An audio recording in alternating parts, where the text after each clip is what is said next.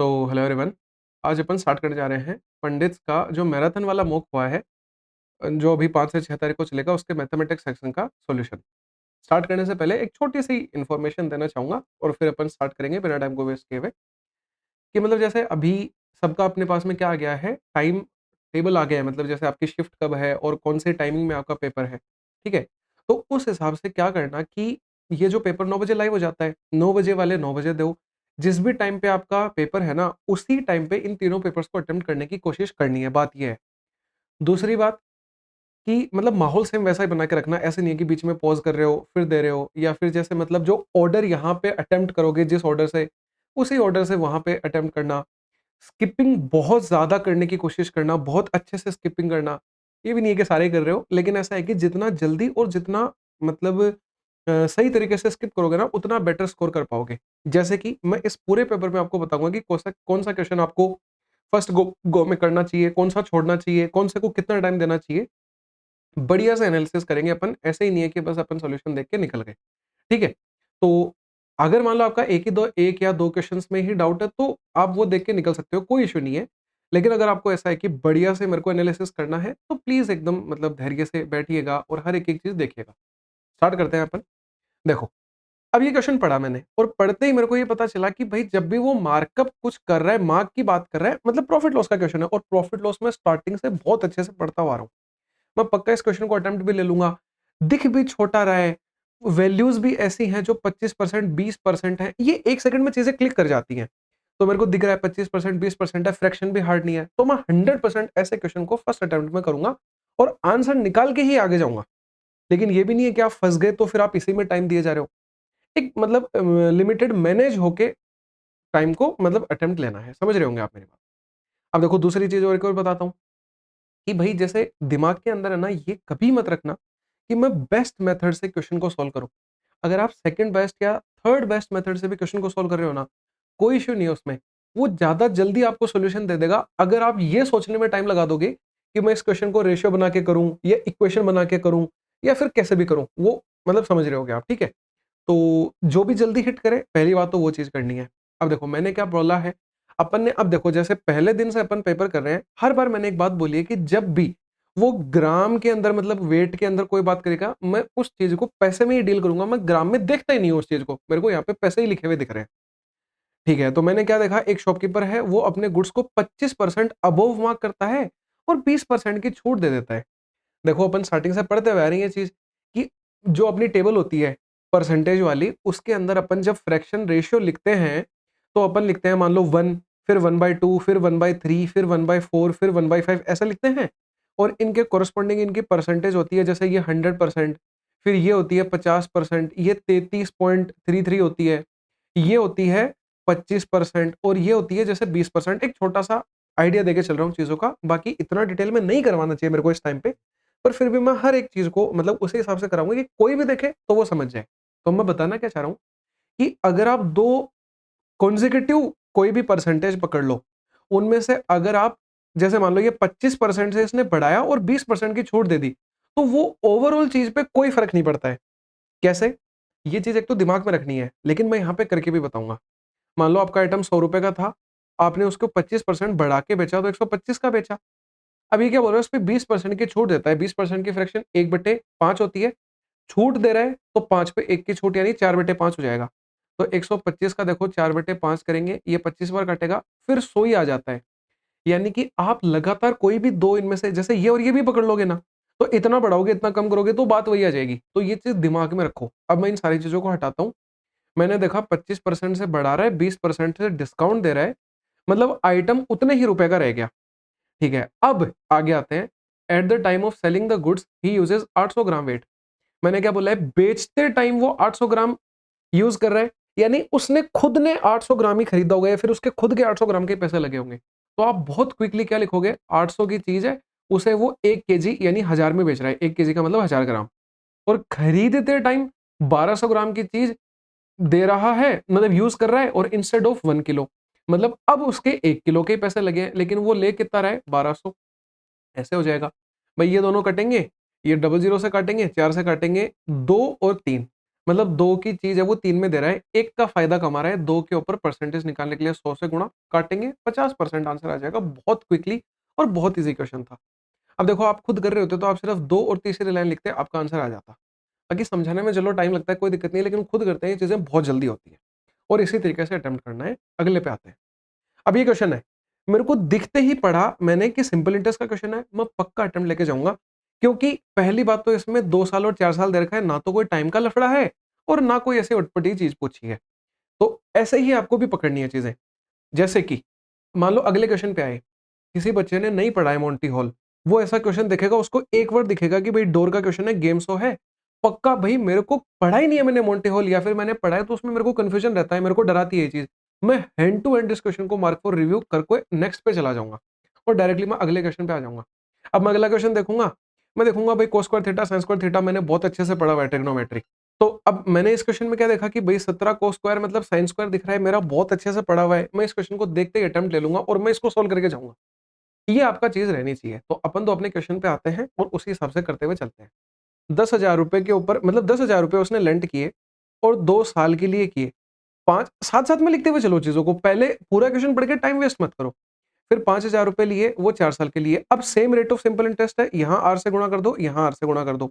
Total interest दे रखा है भाई, बीच में मैंने प्लस का साइन लगाया, बटे 100 किया और टोटल इंटरेस्ट उसने बोला है 2,000 रुपए बराबर कर दिया मैंने। चीजों को काटना चलो गुरु, जितना जल्दी काटोगे फायदे में। डबल जीरो कट गए, ये कट गए। अब ये देखो ये 200 आर, ये भी 200 आर, यानी 400 आर। 400 आर बराबर 2,000। अब मेरे को ये लिखना नहीं पड़ना चाहिए, मेरे को पता चल जाना चाहिए 400 से 2,000 5 बार कटता है, रेट 5 आ गई, मैं टिक करके आगे बढ़ जाऊंगा, एक लाइन में मेरा आंसर आ जाएगा।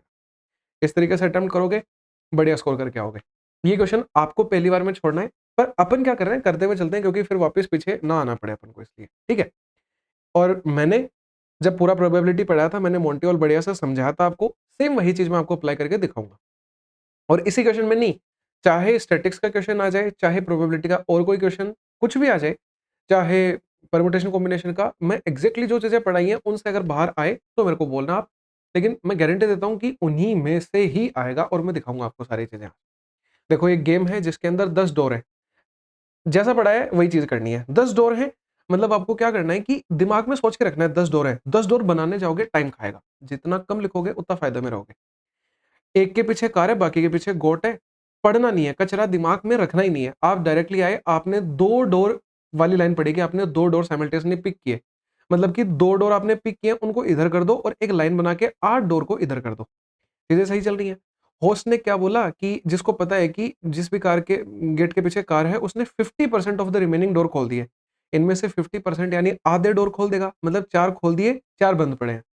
उसने क्या बोला कि रिवीलिंग गोट्स, यानी इन 4 के पीछे पक्का गोट है। ओके, अब अपने पास में 2 डोर तो अपने रह गए और बचे हुए और ये 4 डोर रह गए। ये बोल रहा है what is the probability of winning the car if you switch to the unopen door, यानी कि आप यहां से स्विच कर लेते हो तो आपकी प्रोबेबिलिटी क्या बन जाएगी। मैंने क्या बोला, पहली बात तो इस लाइन के इधर की प्रोबेबिलिटी हो जाएगी 2/10, क्योंकि 2 डोर थे और टोटल 10 थे। इस लाइन के इधर प्रोबेबिलिटी हो जाएगी 8/10। लेकिन उसने क्या किया, 4 डोर अपन को खोल के दिखा दिए, सिर्फ 4 ही डोर बचे हैं अपने पास में, यानी कि इन 4 के पीछे होने की प्रोबेबिलिटी, अगर ये मान लो ऐसा नहीं करता ना, तब तो 8/10 आता, लेकिन अभी अपने पास में डोर बचे कितने हैं, 4 डोर। तो मैंने आपको क्या बोला था, डायरेक्टली आपको क्या करना है कि ये 8/10 आपकी प्रोबेबिलिटी रहेगी, लेकिन ये 4 डोर में डिवाइड हो जाएगी, क्योंकि आपके पास में 4 डोर है, हर एक की पर्टिकुलर अपन को निकालनी होती है। तो ये 4 में डिवाइड होगी, यानी 1/4 आ जाएगा। इसको सोल्व कर लो, 2/10, 2/10 का मतलब 1/5। लेकिन अपन हर बार उसको फ्रैक्शन में देखते हैं, इसने परसेंटेज में दे दिया, 100 से गुणा करके 20% आप आंसर बता दोगे, उससे कोई फर्क नहीं पड़ता है। तरीका लेकिन नहीं बदला, जो मैंने बोला था सेम वही चीज आपको करनी है। छोटी सी चीज है, बहुत ईजी है। आ जाओ 4 नंबर पे। लेकिन उसका आप क्या करोगे, पहले अटेम्प्ट में छोड़ दोगे, और अगर आपको कॉन्फिडेंस है तो कर लोगे, कोई इश्यू नहीं है, बहुत ईजी है और बहुत कम टाइम में हो भी जाएगा। यहाँ देखो, अब ये क्वेश्चन है, अब इसको कैसे अटेम्प्ट करना है, करेंगे अपन बिल्कुल पक्का, क्योंकि ट्रिग्नोमेट्री का क्वेश्चन है, फर्स्ट अटेम्प्ट में ही कर लेंगे। करेंगे कैसे, तरीका क्या है कि भाई देखो, यहाँ 17 कोस स्क्वायर है, यहाँ 29 साइन स्क्वायर है। मेरे को दिख रहा है इधर से मैं 17, इधर से भी 17 ले लूंगा तो मेरा काम बन जाएगा। तो मैंने क्या किया, 17 कोस स्क्वायर ए। ये कोस स्क्वायर ए भी अगर आप नहीं लिखना चाहते तो टाइम वेस्ट मत करना, आप डायरेक्टली चीजों को ऐसे लिखते जाना। जैसे देखो, इसको मैं ब्रेक कर रहा हूँ, तो ये 17 साइन स्क्वायर ए बनेगा, और 29 में से 17 हटा देंगे ना, तो 12 बच जाएगा, यानी 12 साइन स्क्वायर ए बच गया और बराबर 20। अब देखो अगले स्टेप में मैं इतनी चीजें खा जाऊंगा, जितना कम लिखेंगे उतना टाइम। ये वैल्यू 1 हो गई क्योंकि 17 मैंने कॉमन लिया, cos square theta plus sin square theta 1 होता है, यानी ये 17 उधर जाके 20 में से कटेगा तो 3 बचेगा। ये 12 फिर भाग में जाएगा तो 3/12 आएगा। 3/12 को सोल्व करेंगे 1/4 आएगा, यानी कि sin स्क्वायर a की वैल्यू 1/4 आ गई। मैं बदल क्यों नहीं रहा? क्योंकि मेरे को आंसर में भी स्क्वायर ही चाहिए, इसलिए मैं इसका रूट नहीं ले रहा हूं। और मेरे को एक चीज पता है कि sin स्क्वायर का उल्टा कोसेक स्क्वायर होता है, तो 1/4 का उल्टा कर देंगे, इसकी वैल्यू 4 आ जाएगी। अब सेम चीज अपन सेक स्क्वायर बी के लिए, भाई मैं इस बी वाली चीज को सोल्व करूंगा, सेम वही काम करेंगे, मैं यही कर दूंगा। अब मैं सिमिलरिटी से काम करूंगा, एक बार मैंने लिख के देख लिया तो क्योंकि पक्का वही पैटर्न मिलेगा। देखो यहाँ 58 है, कम वाली चीज में टूटेगी पक्का, यानी इसमें से मैं 58 निकालूंगा, तो वो 58 और 58 तो टूट जाएंगे मेरे, इसमें बच जाएगा 12, फिर 12 बचा है देखना, तो 58 58 उधर जाके घट गया तो 3 आ गया, इधर 3 बचा है, इधर 12 था, वो 12 भाग में आएगा, 3/12 फिर 1/4 बनेगा, यानी कोस स्क्वायर बी फिर 1/4 आ गया। लेकिन मेरे को सेक स्क्वायर बी चाहिए जो रेसिप्रोकल होता है, फिर 4 आ जाएगा, 4 गुणा 4 करेंगे 16 अपना आंसर आ जाएगा। मैंने इतना कम लिखा और मैंने इतना जल्दी सोल्व किया, यही फायदा होता है। अगले पे आते हैं। अब मैंने देखा भाई एज का क्वेश्चन है, बहुत ईजी होता है, मैं या तो रेशियो मेथड से या फिर मैं क्रॉस वाला मेथड जो होता है एलिगेशन में जो अपन लगाते हैं, दोनों से आंसर निकाल सकता हूं, जो आपको बेटर लगे या जो क्लिक करे वो कर देना। मैं दोनों से करके बता देता हूं। दीपक के फादर की एज करंटली 4 टाइम, देखो यहाँ पे एक चीज, लेकिन ये ग्लिच बोल दो, कंफ्यूजिंग बोल दो, ऐसी चीजें पकड़नी है। कई बच्चे क्या करेंगे, करंटली 4 टाइम्स दीपक की एज करेंगे, तो वो लिखेंगे यहाँ फादर की एज, यहाँ दीपक की एज, यहाँ प्रेजेंट एज, और वो 4:1 कर देंगे। लेकिन ये गलत है भैया जी, मैं इसको यहाँ लिख के छोड़ूंगा ताकि आप पीडीएफ में भी इस चीज को ध्यान दे पाओ। फादर रेशियो दीपक लिखना था, प्रेजेंट एज लिखनी थी, इसने बोला 4 टाइम्स मोर देन दीपक एज, यानी दीपक की एज अगर 1 है तो इसका 4 गुना यानी 4, 4 ज्यादा है इससे, यानी 5 है भैया जी ये। बस ये ध्यान रखना था, बाकी बहुत इजी क्वेश्चन है। 6 साल के बाद में ये बोल रहा है दीपक की एज 3 गुनी हो जाएगी, यहां से 6 साल बाद की बात कर रहे हैं, 3 गुनी हो जाएगी, यानी ये 3 और ये 1। अब देखो उसने ज्यादा नहीं बोला तो मैंने 3 गुना ही लिख दिया। और ये कब हो रहा है, ये 6 साल बाद की बातें हो रही है, मैं क्रॉस मेथड लगा रहा हूँ। 5 - 3 करेंगे 2, 2 की वैल्यू आ जाएगी 18 - 6 यानी 12, 1 की वैल्यू आ गई 6। अब एक चीज और आएगी आगे, 1 की वैल्यू 6 आ गई, उसको ध्यान में रखो, आगे बढ़ो। उसने क्या बोला है, after a further period of 8 year. यहाँ पे भी बच्चे गड़बड़ करेंगे, बच्चे डायरेक्टली 8 साल यहां से गिनने लग जाएंगे, वो गलत है।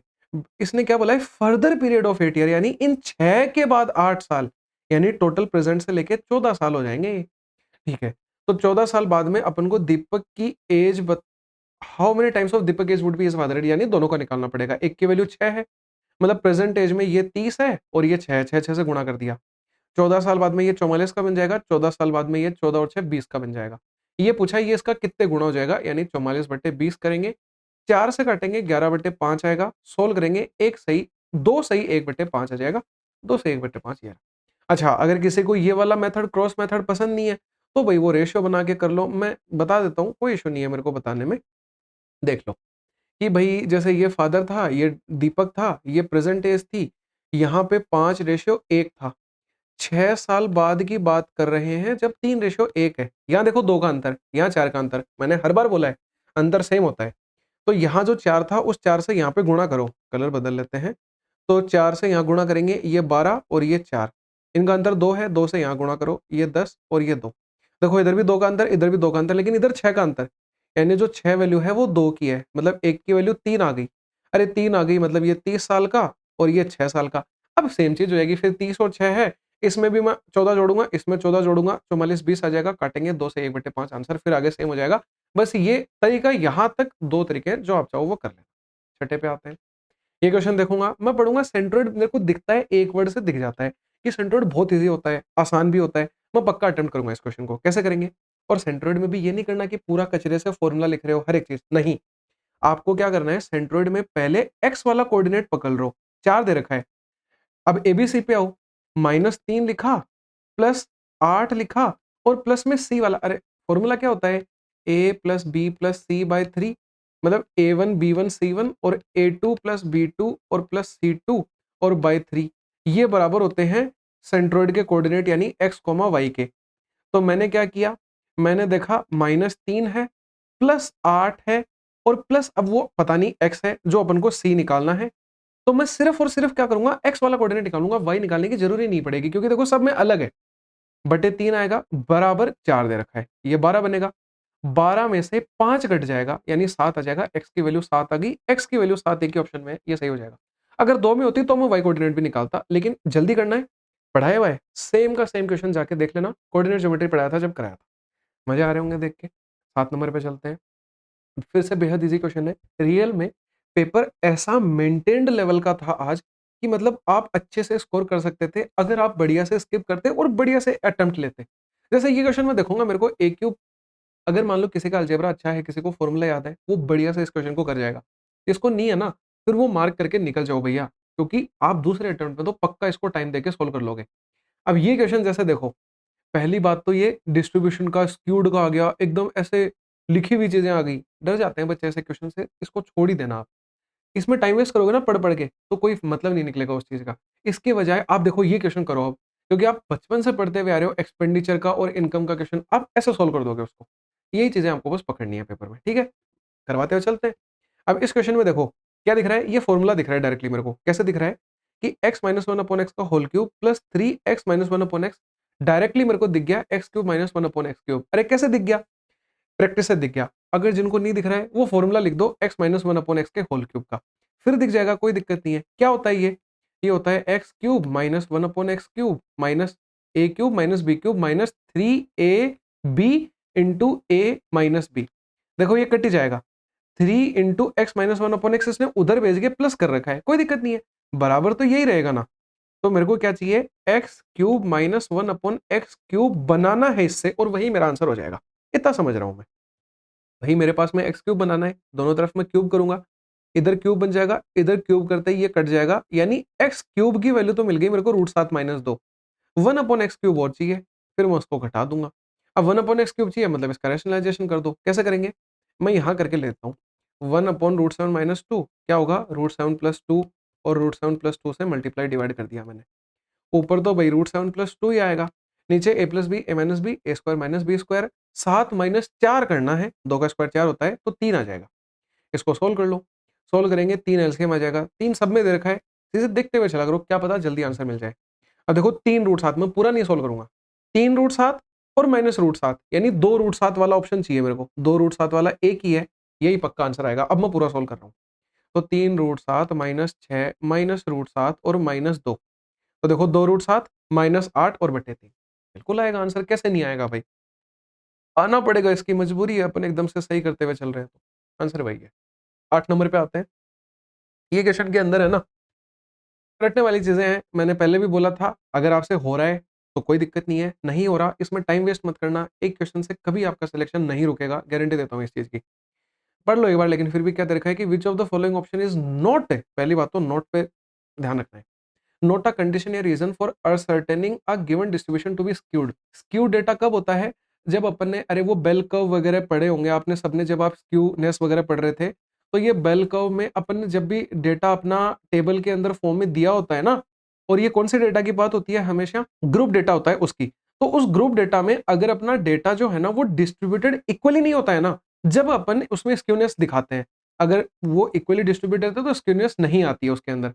तो देखो इन सारे पॉइंट्स को पढ़ लो एक बार, आसान सी चीज है वैसे। When the data on plotted graph they do not give the normal bell shape form. भाई नॉर्मल बेल शेप फॉर्म नहीं देगा मतलब वो स्क्यूनेस दिखाएगा, ये तो सही है, मतलब आंसर नहीं है, सही है। Sum of positive deviation from the median is not equal to sum of negative deviation. भाई अगर सम बराबर नहीं होगा मतलब पक्का स्क्यूनेस है उसके अंदर। और ये और देखो, frequencies are equally distributed at points of equal deviation from the mode. नहीं, इक्वली डिस्ट्रीब्यूटेड नहीं होती वो, not equally distributed, not word आना चाहिए था यहाँ पे। और लास्ट देख लो, quartiles are not equidistant from the median. हाँ ये सही है, इक्विडिस्टेंट हो जाएगा तो फिर तो स्क्यूनेस क्यों ही आएगी उसमें। और वैसे भी आप इस क्वेश्चन को पढ़ के वैसे भी एक दूसरे तरीके से भी कर सकते थे कि आपको हर एक के अंदर अगर नॉलेज नहीं होती तो भी आप मतलब जो अपन एक जो परमार सर है वो बताते हैं कि आप मतलब इसमें वो चीजें देखो, एक्सट्रीम कीवर्ड्स वगैरह जो भी है उनका वो, तो उस हिसाब से ये वाला ऑप्शन हो जाएगा। बाकी नहीं हो रहा तो छोड़ो, कोई दिक्कत नहीं है। इस पे आ जाओ, ये क्वेश्चन अपन पक्का करेंगे और बहुत इजी है। देखो भाई यहाँ पे इनकम का रेशियो दे रखा है, यहाँ पे एक्सपेंडिचर का रेशियो दे रखा है, और बी की सेविंग दे रखी है इसने 20%। मैं बी को ही पकड़ूंगा। बी की इनकम 10 रुपए है, उसका वो 20% सेव करता है। यहाँ खर्चा दे रखा था, अगर 20% सेव कर रहा है मतलब 80% खर्च कर रहा है। और इनका रेशियो x चलता है, इनका रेशियो y चलता है, तो मैं यहाँ पे 10x ले लूंगा, छोटा सा x लिख देता हूँ मैं।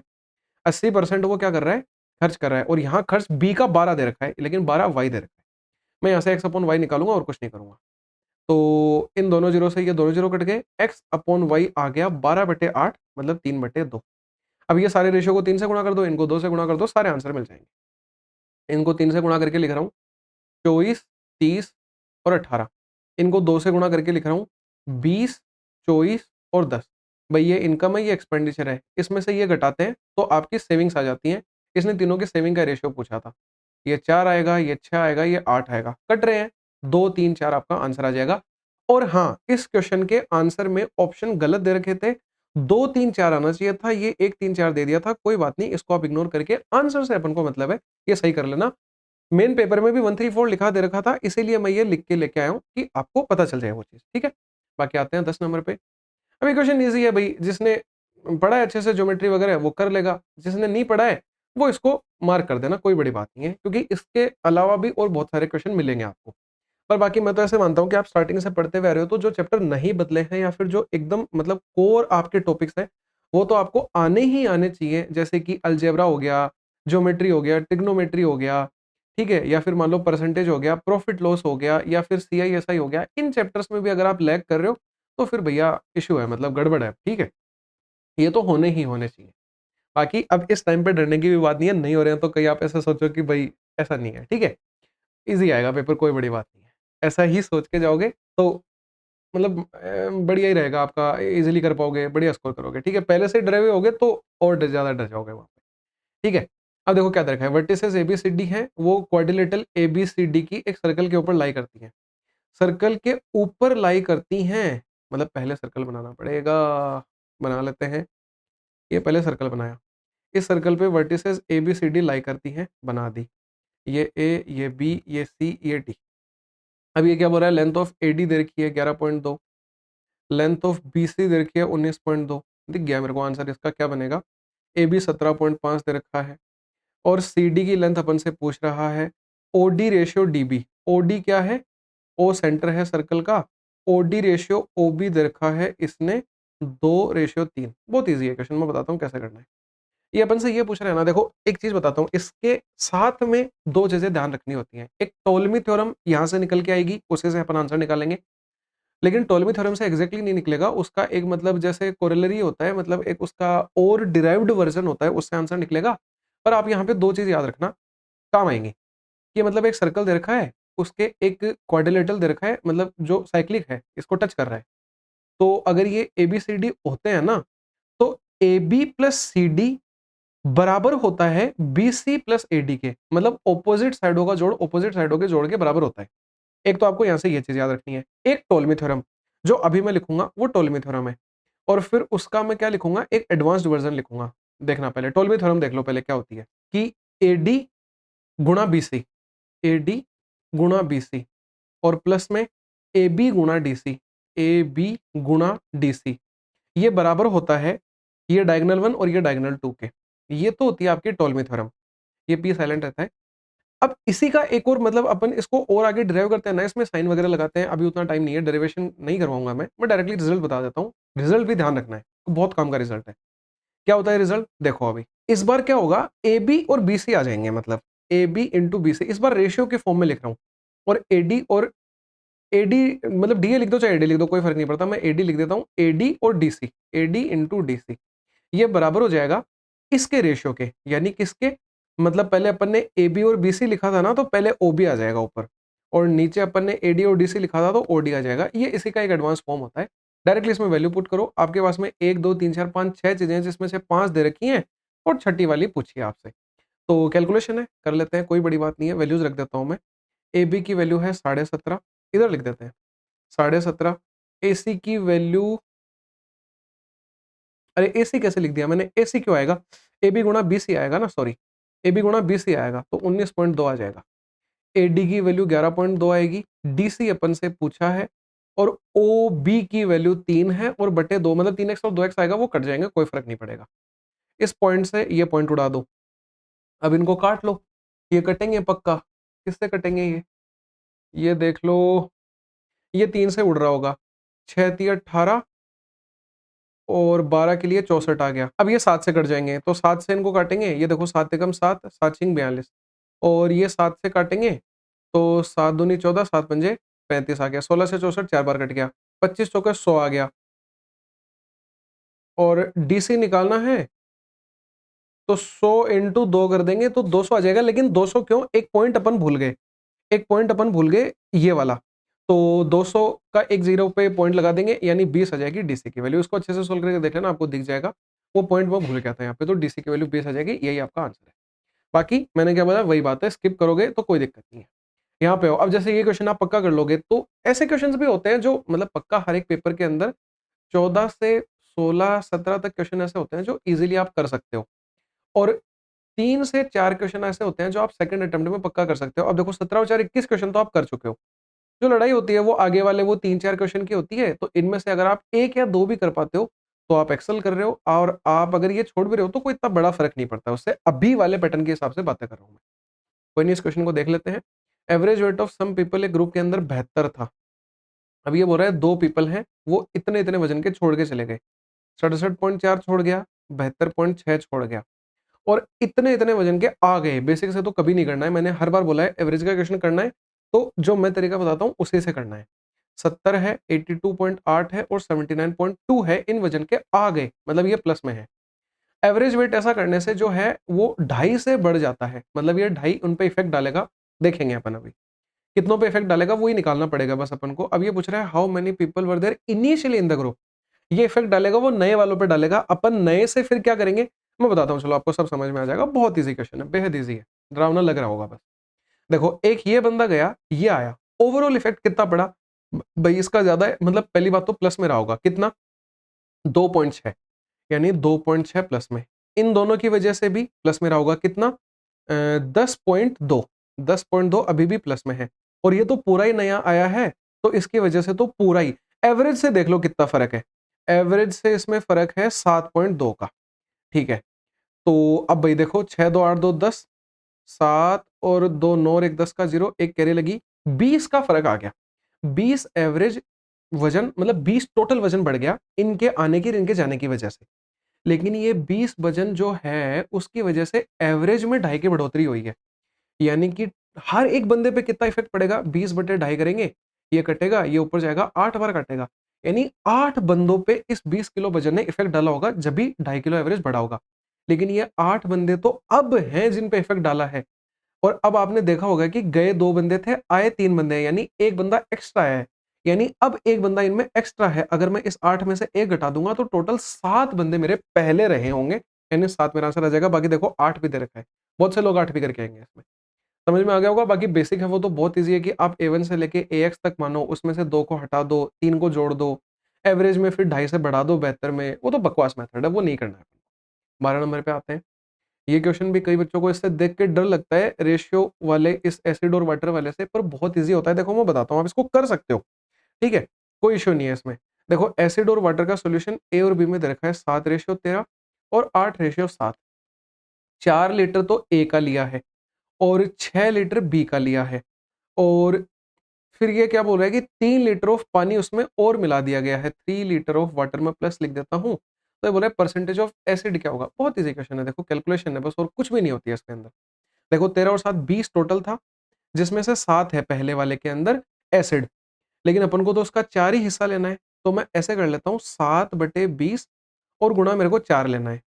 और इस मतलब ये तो क्या था, एसिड। अब मैं वाटर की बात करता हूँ, ये एसिड लिखा है मैंने, अब मैं वाटर की बात करता हूँ, तो 13/20 लेना है, उसका भी 4 हिस्सा ही लेना है। अब अपन बी वाले सॉल्यूशन में कर लेते हैं। 8 और 7 15 है, उसका पहले एसिड लिख रहा हूं मैं, तो 8/15 लेना कितना है, 6 हिस्सा। और अब मैं वाटर की बात कर लेता हूँ, तो मेरे को 7/15 लेना है, लेकिन लेना उसका 6 ही हिस्सा है। सही बात है। अब ये एसिड वाटर है, ये एसिड वाटर है, तो दोनों का एसिड एसिड जोड़ देंगे, वाटर वाटर जोड़ देंगे, तो टोटल मिल जाएगा। देखो इसको सोल्व करो, 4 से 20 कटेगा 5 बार, 7/5 आ गया, ये 13/5 आ गया। इनको भाई दोबारा से लिख लो, 7/5 13/5, कोई दिक्कत नहीं है। 3 से काट लो 5 बार, 3 से काट दो 2 बार, 16/5 आ गया। ये 3 से वही है, 5 और 2 बार कटेंगे, 14/5 आ गया। देखो इनको ध्यान से जोड़ो, सब इजीली जुड़ रहे हैं। मैंने एसिड और एसिड जोड़ा, 16 और 7 23/5 आ जाएगा। मैंने वाटर और वाटर जोड़ा, 14 और 13 27/5 आ गया। ये एसिड है, ये वाटर है, लेकिन इसने क्या बोला 3 लीटर वाटर और जोड़ दिया, 3 जोड़ दो, 15 और 27 हो जाएगा 42/5। इतना एसिड है मेरे पास में, इतना वाटर है मेरे पास में।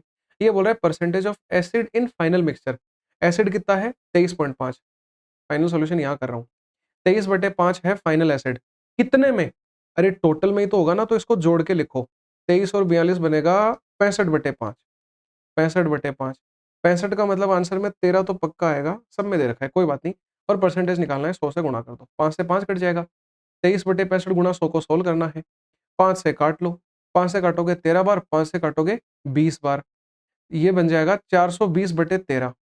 अब भाग दे लो, 420 मतलब जीरो बनेगा। देखो 6 तिया 18 और 6 24 बनेगा, नहीं आ रहा। 7 तिया 21 और 5 26 नहीं आ रहा। 5 तिया 15 और 5 20 आ सकता है। 8 तिया 24 और 6 30 आ सकता है। मतलब सोल्व करना ही पड़ेगा भैया जी, कोई उपाय नहीं है।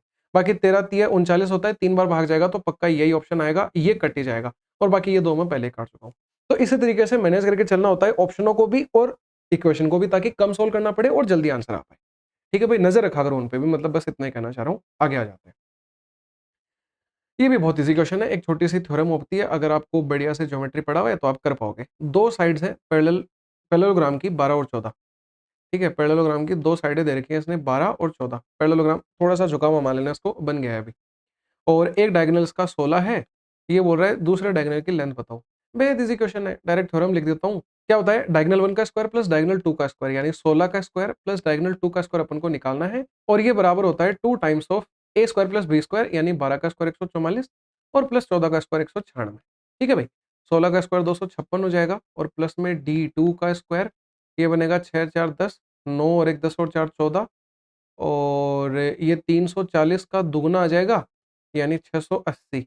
तो D2 का स्क्वायर बन जाएगा, इसमें से ये घटा देंगे, 10 में से 6 जाएगा 4 आएगा, और फिर 7 में से 5 जाएगा 2 आएगा, 6 में से 2 जाएगा 424 आ जाएगा। अब 424 का रूट ले लेना है भाई, क्या ही कर सकते हैं, 4 कॉमन दिख रहा है मेरे को, और बच रहा है 106।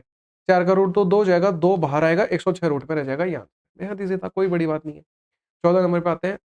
हाइट एंड डिस्टेंस का क्वेश्चन पक्का करके आओगे, लेकिन अगर आपको डायग्राम बनाने में कोई दिक्कत नहीं होती है तो, वरना आप इसको भी स्किप ही कर रहे होगे, वरना इसकी बजाय आप इंग्लिश जीके हर एक के अंदर कुछ ना कुछ पक्का खो बैठोगे। ये डायग्राम अगर आप बहुत जल्दी बना लेते हो, सटीक बनाते हो, तो पक्का नंबर देके जाएगा, बहुत ईजी होता है। देखो, एंगल ऑफ एलिवेशन एक एरोप्लेन का दे रखा है एक पॉइंट से 45 डिग्री, मतलब एक एरोप्लेन का एलिवेशन का एंगल 45 डिग्री है। पर ये बोल रहा है 18 सेकंड बाद में एंगल ऑफ एलिवेशन 30 डिग्री बन जाता है, कम हो रहा है, मतलब और दूर चला गया है, यानी कि अब ये 30 डिग्री हो गया है। तो ये क्या बोल रहा है कि एरोप्लेन 4000 की हाइट पे फ्लाई कर रहा है, तो ग्राउंड से find the speed of aeroplane. भाई, इसने यहां से लेके ये 18 सेकंड में कवर किया है, तो अगर मैं यहां से लेके यहां तक की दूरी निकाल लूं और मेरे पास में टाइम है, तो मैं ऑटोमेटिकली स्पीड बता पाऊंगा, मेरे को स्पीड ही निकालनी है। तो बस ये दूरी निकालने का टास्क बनना चाहिए अब अपना। दूरी कैसे निकालेंगे, देखो, ये 4000 है, 1045 है, 1045 की वैल्यू 1 होती है। अगर ये 4000 है तो यहां से लेके यहां तक भी 4000 आएगा। मैंने इस वाले ट्रायंगल में 1045 लगा के निकाला है, बाकी डायरेक्टली तरीका होता है ये निकालने का। दूसरी बात, अब बड़ा ट्रायंगल देखो, या तो आप 1030 लगा लो जो 1/√3 वाला पूरा, या फिर मैं डायरेक्टली बता सकता हूं कि अगर ये 4000 है तो 30 के पास वाली पूरी साइड जो है वो 4000√3 हो जाती है। अगर ये 60 डिग्री होता तो 4000/√3 हो जाती है, इतना ही फर्क पड़ता है।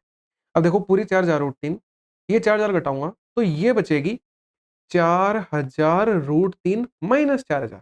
सही कर रहा हूं मैं, यानी कि मेरे को ये दूरी मिल गई। इतनी दूरी इसने 18 सेकंड में ट्रेवल करी है। दूरी बटे टाइम बराबर स्पीड आता है, ये स्पीड आ गया। पर इसने क्या बोला है, स्पीड किलोमीटर पर आवर में बतानी है, यानी कि अब इसको मैं क्या करूंगा, ये स्पीड आ चुकी है, इसको किलोमीटर पर आवर में बदलने के लिए 18/5 से गुणा कर दूंगा। 18 से 18 कट गया, यहां से 4000 कॉमन निकल के आएगा, उस 5 से 4000 को काटूंगा तो 800 बन जाएगा, और √3 माइनस 1 बचेगा, 800 √3 माइनस 1। बहुत ईजी चीज है। क्वार्टल्स का क्वेश्चन है, डिट्टो सेम क्वेश्चन लास्ट जो अपन ने पेपर किया था पंडित्स का मॉक वाला, सेम क्वेश्चन उसी में आया था, इंटर क्वार्टाइल रेंज का ही क्वेश्चन था, सेम क्वेश्चन था, बस डेटा चेंज है। दो फॉर्मूले होते हैं, वो मैंने आपको बता दिए थे ऑलरेडी, वही अप्लाई करने हैं। फॉर्मूला क्या होता है इंटर क्वार्टाइल रेंज का, IQR लिख देता हूं। इंटर क्वार्टाइल रेंज का फॉर्मूला होता है Q3 और माइनस में Q1, बस यही होता है। और कोफिशिएंट आ जाता है तो उसमें वो अपोन में चीज़ें आ जाती हैं, वो सब पढ़ाई भी है आप, ठीक है।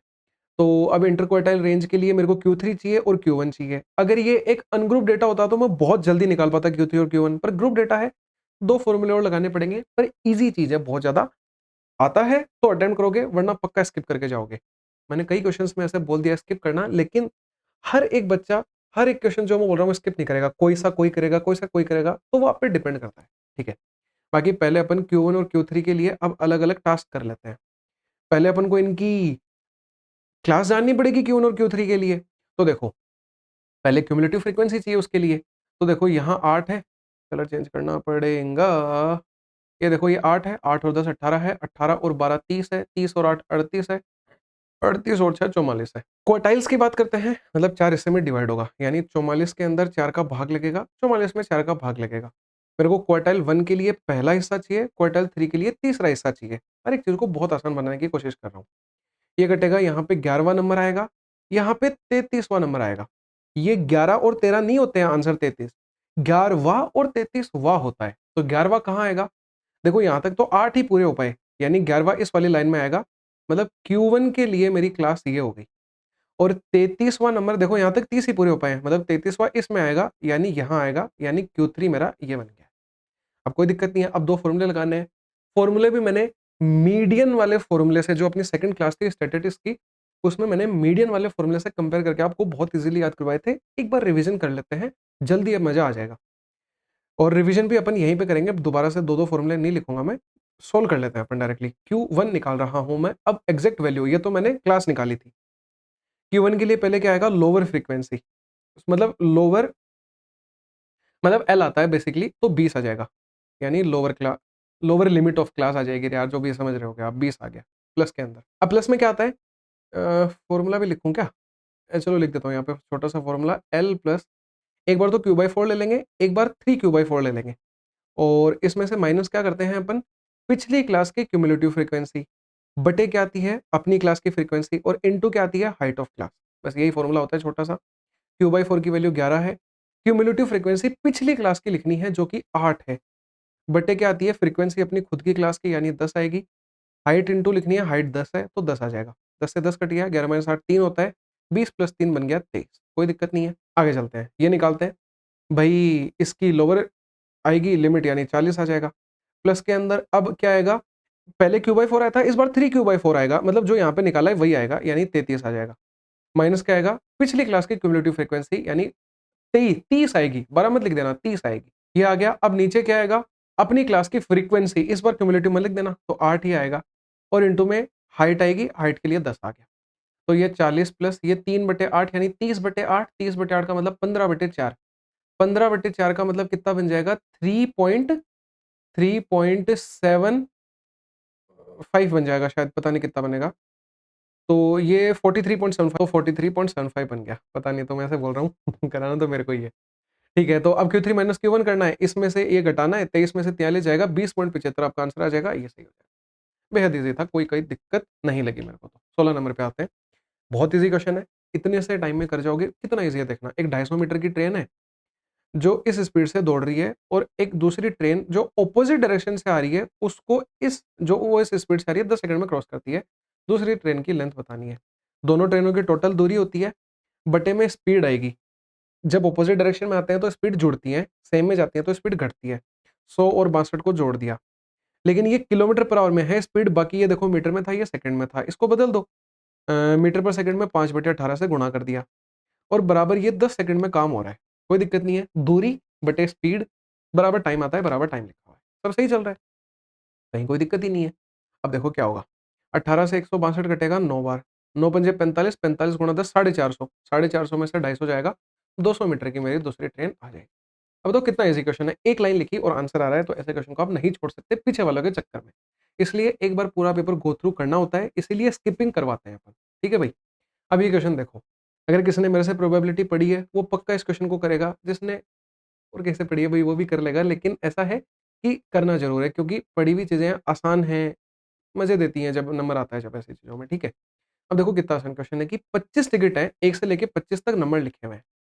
ये बोल रहा है 5 टिकट निकालनी है इनमें से। भाई टोटल नीचे लिखते हैं अपन आउटकम, ऊपर फेवरेबल आउटकम। तो 25 टिकट में से 5 निकालनी है। टोटल में कोई कंडीशन नहीं लगती है, तो पहली बात तो देखते ही आपको ये चीज़ लिख देनी है। मैंने अभी तक कुछ नहीं पढ़ा है आगे, पर मेरे को पक्का पता है नीचे यही आएगा। 3 टिकट निकालता तो मैं 25C 3 लिख देता, 10 निकालता तो 25C 10 लिख देता, ठीक है। अब आगे पढ़ो। अब कंडीशन लगती है हमेशा फेवरेबल चीज़ों पे, तो अब कंडीशंस लगेंगी कि ये बोल रहा है कि इन 5 टिकटों को निकाला और टिकटों को असेंडिंग ऑर्डर में अरेंज किया, यानी 1 से लेके 25 इसी ऑर्डर में लिखा है। ये बोल रहा है find the probability that the third number is 21, यानी कि तीसरा नंबर 21 होना चाहिए 5 टिकटों में से। यानी कि इसके पहले भी 2 टिकट हैं, इसके बाद भी 2 टिकट है और ये 21 है। मेरे को एक बात बताओ, टिकटें असेंडिंग ऑर्डर में थी, यानी 21 से पहले जितनी भी टिकट है वो 21 से छोटी होंगी। यानी इन 2 टिकटों पे जो भी नंबर आएँगे वो 1 से लेके 20 तक आएँगे और इन 2 टिकटों में 21 से बड़े आएँगे, यानी 22 से लेके 25 तक आएँगे। 25 से बड़ी तो नंबर ही नहीं है मेरे पास में। यानी 20, पहली 20 टिकट में से मेरे को 2 टिकटें चुननी है, यानी 20 C2 करना है। 21वीं टिकट को तो 21वें का मतलब एक ही तरीके से चूज़ करा जा सकता है, तो उसके लिए 1 लिखो चाहे मत लिखो।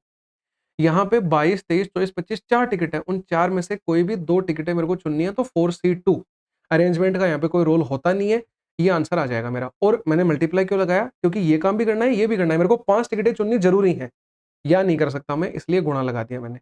इसने पूछा है प्रोबेबिलिटी बता दो, सोल्व कर दो इसे। 20C2 होता है 20 गुणा 19 बटे 2 गुणा 1, 2 गुणा 1 सॉरी 2 गुणा 1 आएगा। समझ गए होंगे, बाकी सब चीज़ें मेरे को पता है। 1 का कोई रोल नहीं है, 4C2 का मतलब 4 गुणा 3 बटे 2 गुणा 1 और 25C5 को भी लिख लेते हैं 25 गुणा 24, कैलकुलेशन है भाई और कुछ नहीं है इसमें। 23 गुणा 22 गुणा 21 और बटे 5 गुणा 4 गुणा 3 गुणा 2 गुणा 1। मैं मैक्सिमम चीज़ों को काटने की कोशिश करूँगा। 2 से ये 10 बार कटेगा तो 190 आ जाएगा। 2 से ये 2 बार कटेगा तो 6 आ जाएगा। बटे देखो 5 5 चौके 20, नहीं ऐसे मत करो। 4 तिया 12 दूनी 24 को 24 से काट दो। 5 से 25 को 5 बार काट दो। अब बची हुई चीज़ों को लिख दो 5 गुणा 23 गुणा 22 और गुणा 21। 5 से इसको काट दो। जब भी किसी चीज़ को ऐसे काटना होता है तो इसका डबल करो, 1 ज़ीरो हटा दो, मतलब 38 आ जाएगा। अब और क्या काट सकते हैं? 3 से काट लो 2 बार, 3 से काट दो 7 बार। अब 2 से काट दो 22 को 11 बार, बस इतना ही कटेगा। ऊपर 38 आ जाएगा। 38 है क्या? एक ही ऑप्शन में है, यही आंसर होगा। क्योंकि किसी चीज़ से नहीं कटेगा 38, 23, 11 और 7 तीनों एक प्राइम नंबर होते हैं। तो आप डायरेक्टली आंसर कर सकते हो। बाकी गुणा करना है तो भी आसान बताता हूँ। 23 को 7 से करना, तो क्या आएगा? 7 दूनी 14, 15 16, 161। अब किसी भी चीज़ को 11 से गुणा करना तो वैसे ही ईज़ी होता है। इधर 1 आएगा, इधर 1 आएगा, बीच में 7 7 आएगा, 1771 आएगा। ये देखो 1771, बेहद ईज़ी चीज़ है। आते हैं 18 नंबर के क्वेश्चन पे।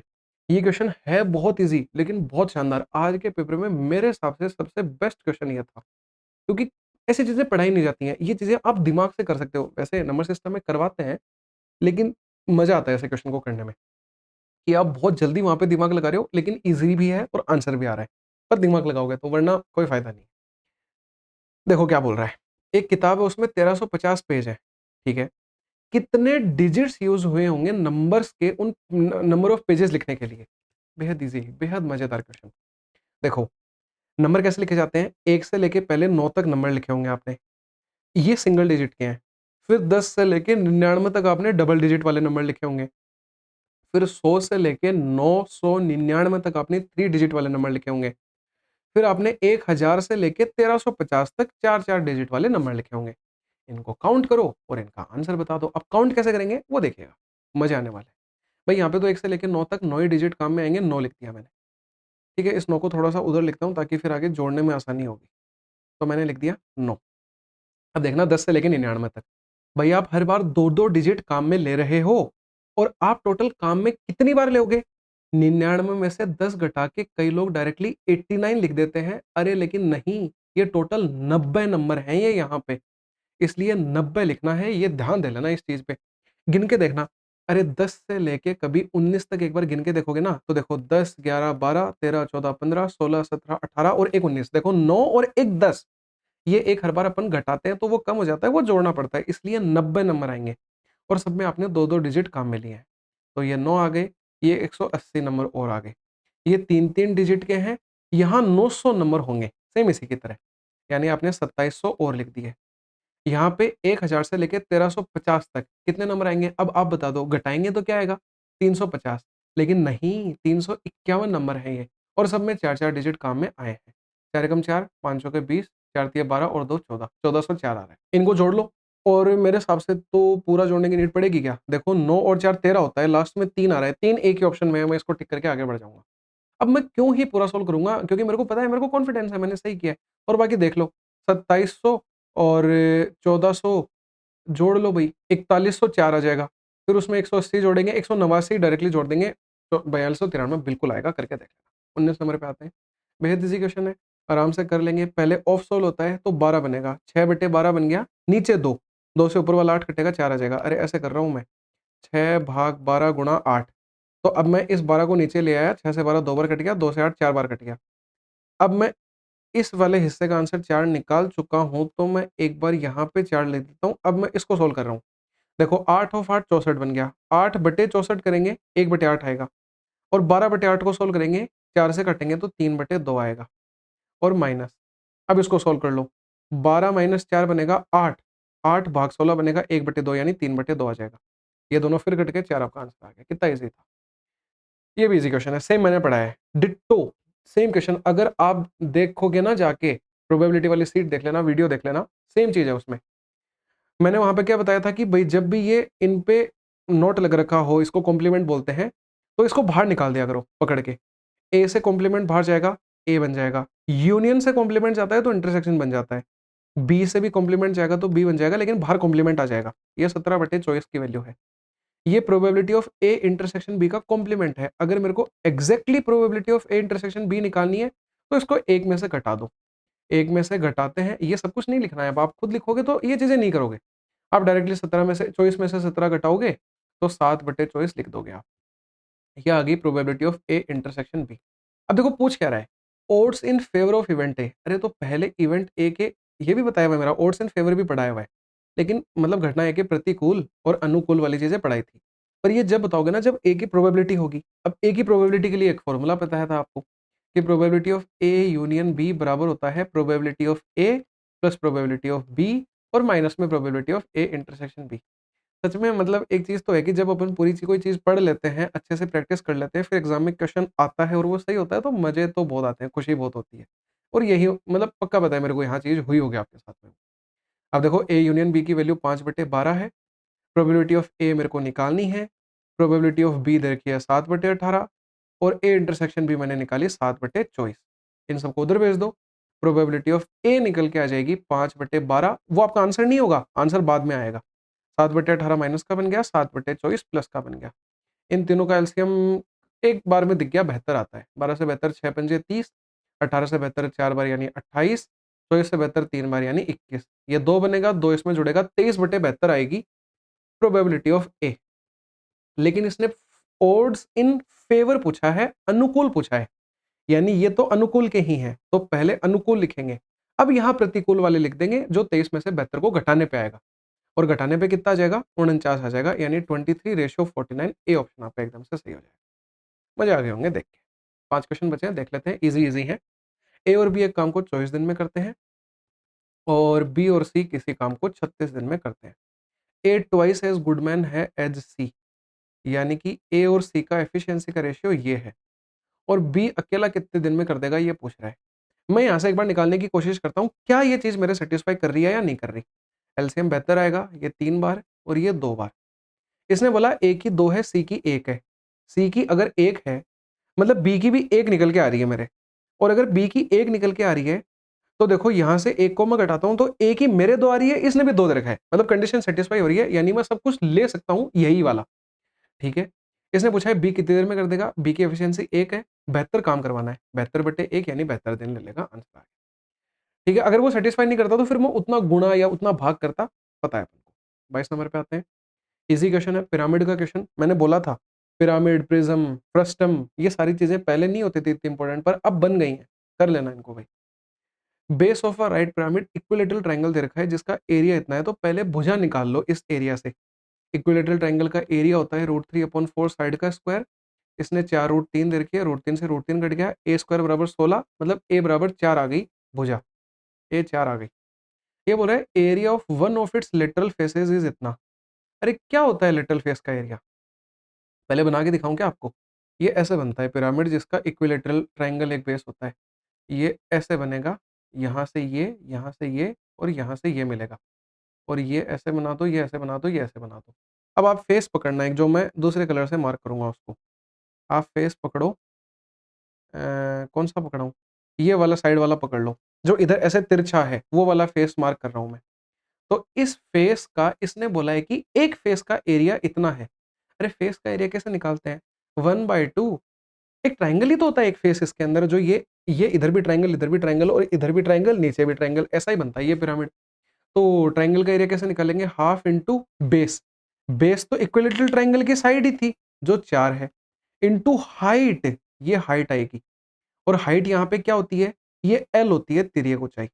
ये बराबर इसने 20 दे रखा है। ये 2 बार कटेगा, एल की वैल्यू 10 आ गई। अभी तक कोई इश्यू नहीं है मेरे को। अब एल 10 आने के बाद में मेरे को तिर्यक ऊंचाई मिल गई, और मेरे को इसकी क्या पता है, अब पूछ क्या रहा है? हाइट पूछ रहा है। अरे भई, ये हाइट निकालने के लिए मेरे को देखो ये पता होना चाहिए। कैसे? क्योंकि यहाँ पे एक ऐसा ट्रायंगल बनता है, ये वाला, ठीक है? जिसमें क्या होता है कि ये एंगल 90 डिग्री का होता है। सुनना मेरी बात ध्यान से। ये हाइट निकालनी है, तो ये 90 डिग्री का कोण बनता है यहाँ पे। तो ये हाइट निकालनी है, ये एल है। अरे तो मेरे को ये भी पता होना चाहिए, इसको ए नाम दे दो। अब ये ए कैसे निकालेंगे? आपने इक्विलैटरल ट्रायंगल के अंदर एक छोटी-सी थ्योरम होती है, वो पढ़ी होगी कि अगर अपन यहाँ से ये मिलाते हैं, या फिर आप इधर देख लो कि जो इनमें बड़ी होती है वो तो कैसे-कैसे होती है, a/√3, और एक होती है छोटे वाली a/2√3। ये पढ़ा है अपना इक्विलैटरल ट्रायंगल के अंदर, तो यहाँ पे मेरे को छोटी वाली चाहिए, तो a/2√3 चाहिए मेरे को। a/2√3 का मतलब क्या हो गया कि a कितना था मेरा इक्विलैटरल ट्रायंगल में? 4, यानी 4/2√3 आ जाएगा। इसको 2 बार काट देगा, 2/√3 आ गई a की वैल्यू। अब मेरे को तो यहाँ पे L मिल गया, A मिल गया, H चाहिए, H इज़िली आ जाएगा, पाइथागोरस लगा रहा हूँ मैं। H बराबर आएगा अंडर रूट में L का स्क्वायर माइनस A का स्क्वायर। तो H बराबर आ जाएगा अंडर रूट में L का स्क्वायर यानी 10 का स्क्वायर मतलब 100, A का स्क्वायर यानी 2/√3 का स्क्वायर यानी 4/3। ये बनेगा 300 माइनस 4 यानी कि 296/3। तो H बराबर आ जाएगा 296/3 का रूट। 296 में पक्का 4 का भाग लगेगा, 4 का भाग लगेगा तो रूट में तो 2 आ जाएगा बाहर। 4 का भाग लगेगा तो देखो 7 चौके 28, 29 के लिए एक 16 यानी 74/3, 74/3 ये रहा। मैंने पहले ही बोला था बहुत ईज़ी होते हैं ये क्वेश्चन, ज़रूर कर लेना, और मेरे को लग रहा है इसमें सब कुछ कवर हो गया है। अगर ये वाला क्वेश्चन भी आप अच्छे से 2-3 बार कर लेते हो, तो सारी चीज़ें सीख जाओगे आप। सही समय पे आओ। ईज़ी क्वेश्चन है, एवरेज स्पीड देखते ही मेरे को पता है ईज़ी ही मिलेगा। Total distance upon total time formula होता है एवरेज स्पीड का। 81 पहली दूरी है, 12 दूसरी दूरी है और 270 तीसरी दूरी है। 81/27 पहला टाइम निकल के आ जाएगा, दूरी बटे स्पीड कर रहा हूँ मैं तो 3 आएगा। 12/6 दूसरा आएगा 2, और 270/45 यानी कि कितना आएगा? 45 दूनी 90 से 3 गुणा यानी 6 आ जाएगा। इनको जोड़ लो, 2 और 1 3 आ गया, 8 और 1 9 और 7 16 आ गया, 2 और 1 3 363 आ गया, 6 3 9 और 2 11, 11 से इसको हटें 33 आ जाएगा, 33 का मतलब ये आंसर। ठीक है भाई, चॉइस से काटो। ये क्वेश्चन इंस्टॉलमेंट का देख के बहुत बच्चे डरेंगे, लेकिन एग्जैक्टली है ही नहीं इंस्टॉलमेंट का क्वेश्चन। ये क्वेश्चन है ही एपी का, अरिथमेटिक प्रोग्रेशन का। कैसे? देखो, एक मैन को 675 रुपए इंस्टॉलमेंट में देने हैं, वो हर महीने पेमेंट कर रहा है, वो 5 कम कर रहा है पिछले महीने के कंपेयर में। यानी कि पहला पेमेंट अगर उसने 80 रुपए का किया है, तो अगले वाला वो 75 करेगा, अगले वाला वो 70 करेगा, ऐसे कर करके लास्ट में वो 0 पे खत्म कर देगा। तो वो बोल रहा है एंटायर अमाउंट कितने दिन में चुकाया उसने। भाई बेहद ईज़ी क्वेश्चन है, क्या बताऊँ मैं इसके अंदर अब। एपी का सम का फ़ॉर्मूला लगाना है एसएन वाला, वो होता है n/2 2a plus n-1 into D. बस इसमें फ़ॉर्मूले के अंदर एक तो फ़ॉर्मूला याद होना चाहिए, एक ऑप्शनों के थ्रू जाना पड़ेगा आपको आगे, क्योंकि क्वेश्चन ऐसे बन जाएगी। हाँ, आप इसमें n/2 into a plus L, first term plus last term वाला फ़ॉर्मूला नहीं लगा सकते, क्योंकि मेरे को पता नहीं है लास्ट टर्म के बारे में कि कितनी दूरी पे आएगी, कितनी आएगी, समझ रहे होगे आप, ठीक है? तो मैंने क्या किया, एसएन की वैल्यू 675 है, n/2, n मेरे को नहीं पता। 2a की वैल्यू यानी 2 गुणा 80 यानी 160 plus n-1 into D. D की वैल्यू -5 लेना, +5 मत कर देना गलती से, क्योंकि कम हो रहा है, यानी -5 आएगा। ठीक है, 2 उधर गुणा कर देते हैं। 75 का दुगुना 150, 600 का दुगुना 1200, 1200 और 150 1350। n अंदर गुणा कर देते हैं 100, या फिर n बाहर ही रखते हैं, 160, ये देखो -5n प्लस 5 यानी 165 बन जाएगा। तो मैं यहीं 165 कर दूँगा। 165 कर दिया मैंने, और ये बन गया माइनस का 5n। अब मैं जाऊँगा ऑप्शनों पे। तो अब देखो भाई, ऑप्शन कैसे रखेंगे, इसमें से भी 5 कॉमन निकाल लो आप। और ज़्यादा बेटर रहेगा। और वो 5 कॉमन निकालेंगे तो देखो क्या बनेगा, 1350 से डिवाइड हो जाएगा, यानी यहाँ आ जाएगा 5 दूनी 10 और 270 बराबर n इंटू, मैंने यहाँ से 5 कॉमन निकाला तो 33 और माइनस n। अब इसमें आप n रखते जाओ ऑप्शन वाइज रखेंगे। मैंने 15 रखा, 15 गुणा 33 माइनस 15 होता है 18, तो 15 गुणा 18 मेरे को लग रहा है यही आंसर है। 15 अट्ठे 120 होता है, 12 कैरी लगेगी, 15 और 12 27, यही आंसर है। अगर ये नहीं होता तो भी मैं बाकी चेक कर लेता, कोई दिक्कत नहीं है, मेरे को आंसर मिल ही जाता। बाकी क्वाड्रेटिक बना के करना चाहते हो तो श्रीधराचार्य फॉर्मूले में वैल्यू रख लेना, आपकी मर्जी है। बाकी ईज़ी बहुत है ये क्वेश्चन। और लास्ट और फाइनल पे आते हैं, सबसे लेंथी क्वेश्चन आज के पेपर का, पर ईज़ी है। मतलब बहुत बार मैंने बताया है कि जब भी किसी चीज़ से काट के कुछ निकालते हैं, जोड़ते हैं, आसान होते हैं वो क्वेश्चन। देखो, 4 सॉलिड हेमिस्फेयर निकाले हैं बराबर वॉल्यूम के एक राइट सर्कुलर सिलेंडर से। क्वेश्चन समझा देता हूँ पहले। मान लो ये एक राइट सर्कुलर सिलेंडर है। इसमें से आप क्या कर रहे हो कि 4 सॉलिड हेमिस्फेयर निकाल रहे हो। देखो, अर्धगोले निकाल रहे हो, यानी कि और चारों सेम वॉल्यूम के हैं, ठीक है? यानी सबकी सेम रेडियस रही होगी, ठीक है? If volume of each hemisphere is इतनी, अगर हर एक हेमिस्फेयर की वॉल्यूम दे रखी है तो मेरे को रेडियस मिल जाएगी उसकी। हेमिस्फेयर की वॉल्यूम क्या होती है? 2/3, पाई का मतलब 22/7 इंटू आर का क्यूब, और ये मेरे को दे रखी है इतनी। इसको सोल्व करके लिख लेता हूँ। 9 छके 54 और 5 59 का 9, 5 कैरी लगी, 8 छंग 48 और 5 53, यानी 539/6 आ गया। अब इसको काट लो भई, 3 से 6 कट जाएगा 2 बार, और ये 11 से कट रहा है, 11 से 2 बार कट गया, 11 से ये कटेगा, 11 चौके 44, 11 निमे 99। अब 2 दूनी 4 दूनी 8 तो नीचे आ जाएगा, ठीक है? और 49 इंटू 7 ऊपर आएगा, करना मत, 343 होता है वैसे, पर दिख रहा है ये 7 का स्क्वायर है, इंटू एक और 7 होगा, 7 का क्यूब भी बन जाएगा। क्यूब रूट लेंगे तो r बराबर 7/8 का क्यूब रूट 2। तो ये रेडियस आ गई हेमिस्फेयर की। अब आगे पढ़ो। हाइट ऑफ सिलेंडर 10 दे रखी है, ये मैंने 10 लिख दी। लेटरल सरफेस एरिया भी सिलेंडर का दे रखा है, मतलब सिलेंडर की भी r मिल जाएगी अब। लेटरल सरफेस एरिया क्या होता है सिलेंडर का? 2 पाई आर एच होता है, यानी 2 गुणा 22/7 गुणा रेडियस, इसकी बड़ी आर मान लेते हैं। हाइट मेरे को 10 दे रखी है, बराबर 440। देखो, 2 गुणा 22 गुणा 10 से बराबर कट गया, यानी बड़े आर की वैल्यू 7 आ गई, यानी बड़ा आर अपना 7 है। अब ये बोल रहा है total surface area of the cylinder after cutting, ये बताना है। अब यहाँ पे आना, एक चीज़ बहुत ध्यान से सुनना, बहुत बच्चे कंफ्यूज होते हैं यहाँ पे, लेकिन बहुत ईजी चीज़ है। कि मान लो आपके पास में ये एक सिलेंडर है, आपने इसमें से 4 इक्वल वॉल्यूम के सिलेंडर निकाले हैं। मान लो इसकी आर 7 है, आपने 7/2 यानी 3.5 रेडियस के निकाले हैं। देखो ये 7 है, आप साढ़े 3.5 रेडियस के निकाल रहे हो। अरे 3.5 रेडियस का मतलब क्या हो जाएगा? इसका आधा निकाल रहे हो आप, यानी कि इतनी रेडियस का आप क्या कर रहे हो? एक अर्धगोला निकाल रहे हो। अर्धगोला मतलब आप ऐसे निकाल रहे होगे, एक इधर से निकाल रहे होगे ऐसे अर्धगोला, लेकिन यहाँ से तो 2 ही निकल पाए। अरे तो आप 2 नीचे से निकाल लो, कोई दिक्कत नहीं है। एक ये रहा और एक ये रहा, आपने 4 अर्धगोले निकाल दिए। अब निकाले तो हुआ क्या? भई पहले तो मेरे को क्या चाहिए? सिलेंडर का टोटल सरफेस एरिया निकालना पड़ेगा। उस टोटल सरफेस एरिया में से, अब मैं टोटल सरफेस एरिया भी कैसे निकालूँगा? कि मैं टोटल सरफेस एरिया क्या होता है कि आप एलएस से निकालो, यानी कि लेटरल सरफेस एरिया निकालो, और उसमें बेस का और ऊपर जो है मतलब दोनों का एरिया जोड़ दो, और सेम होता है तो 2 इंटू एरिया ऑफ बेस बोल देते हैं अपन। तो मैं पहले लिखूँगा एलएसए। एलएसए 440 दे रखा है, मैं उसका काम में लूँगा, इसलिए मैंने वो काम में लिया, वरना मैं डायरेक्टली टीएसए फॉर्मूले से निकाल सकता था। मेरे पास में सब था, 2 पाई आर एच वाले, 2 pi r into h plus r वाले फॉर्मूले के लिए, पर दे रखा है तो काम में लेंगे। अब प्लस इसमें क्या होता है, सब चीज़ें देखो मेरी बताई हुई है, एक बार रिवाइज़ करवा देता हूँ। सीएसए में तो क्या होता है कि आप सर्कमफ्रेंस लेते हो बेस की और उसको हाइट से गुणा करते हो। लेकिन टीएसए में आप क्या करते हो? आप एलएसए, पूरा एलएसए लेते हो और उसमें आप बेस का एरिया का दुगना जोड़ते हो। मैंने एलएसए ले लिया, अब मैं बेस का एरिया निकालूँगा जो कि पाई आर स्क्वायर निकलेगा। तो मैंने लिखा 22/7 इंटू आर का स्क्वायर मतलब 7 का स्क्वायर। लेकिन मैं इसका दुगना करूँगा, क्योंकि ये तो 1 का ही आया, मेरे को दोनों चाहिए। अब मैं क्या करूँगा इसमें? अब देखो इसमें कुछ चीज़ें जुड़ेंगी, कुछ घटेंगी, निकालने की वजह से। कई बच्चे ये सोचते हैं कि अरे कुछ जुड़ कैसे सकता है, कुछ निकालने की वजह से जुड़ेगा। भई देखो टोटल सरफेस एरिया निकालते हैं ना, तो मैंने जब ये एक ऐसे मान लो कि आपने कटोरी इसके अंदर से निकाली, अरे तो कटोरी निकाली तो एक नई लाइन नहीं बन गई क्या? उस लाइन का भी तो आपको एरिया लेना पड़ेगा ना। जैसे, भई समझना इस चीज़ को बहुत डीपली समझना, कि जैसे आप एक स्फेयर लेते हो, गोला लेते हो, उसका क्या होता है total surface area 4 pi r square. तो क्यों नहीं आप अर्ध गोले का जो टोटल सरफेस एरिया होता है उसको 2 पाई आर स्क्वायर डायरेक्टली इसका आधा कर देते हो।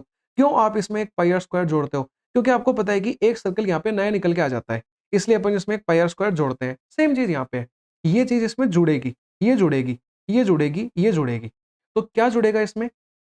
इसमें जुड़ेगा एक अर्धगोले का सरफेस एरिया। अर्धगोले का सरफेस एरिया क्या होता है?